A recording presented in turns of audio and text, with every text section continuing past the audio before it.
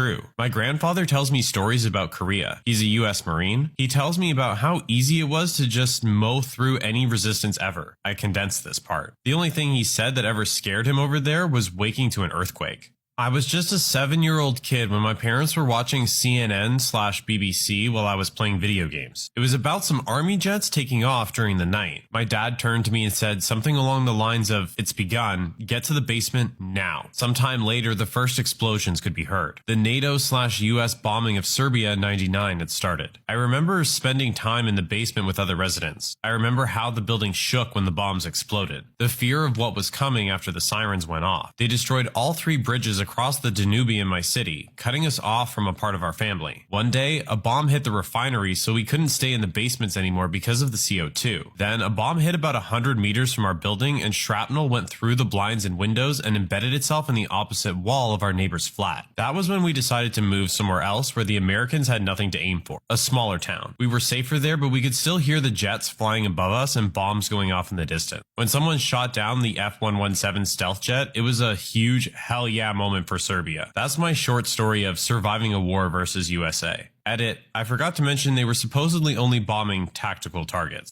One of my professors was an undergrad in Serbia during the war. A major government building in Belgrade was hit and the whole house shook violently like an earthquake. It was a very old stone building that collapsed. It was crazy. Her and a professor of hers tried to spend the time, the university got bombed a few times, trying to make some rudimentary communication device that the Serbian soldiers could use. That's really crazy.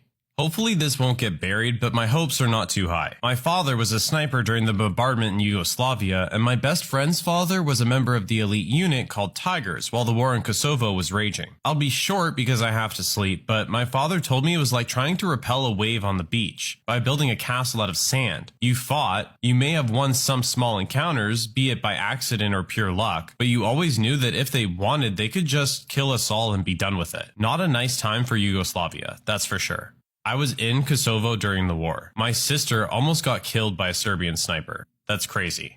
Like I said in another comment, that's how the KLA felt against the Serbian military. I don't think it was as bad as the US, but Serbia was fighting farmers with AK-47s. My dad was never with us, and I was scared I would never see him again. Some of my cousins died fighting. Others never returned from prison camps. We would hear horrible stories about Serbian soldiers and how they were animals. When we were marching across the border into Macedonia, some of the soldiers would give us food and tell us that they were sorry for what we were going through. It was surreal, and we didn't trust them. We actually threw the food away because we thought it was poisoned, even though we were starving. Now I realize that they were just trying to stop the suffering, I guess. Yugoslavia may have been bad, but it was nothing compared to time in Kosovo during the war. My great